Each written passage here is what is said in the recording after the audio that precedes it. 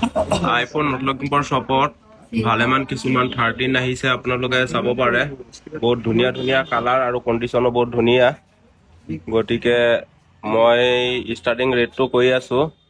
13 আপোনাৰ starting rate আহি যাব 27,000ৰ পৰা। গতিকে এয়া চাব পাৰে ইমান ধুনীয়া ধুনীয়া কালাৰত আছে আৰু বাকী মডেলো আছে, সেইখিনি মই দেখাই দিছোঁ।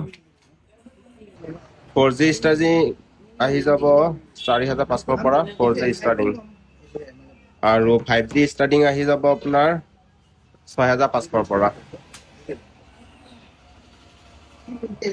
গতিকে আপোনালোকে যদি সোনকালে আহে তেতিয়াহ'লে ভাল ভাল কালাৰ আৰু ভাল বেটাৰী হেল্থৰ সৈতে ধুনীয়াকৈ পাই যাব।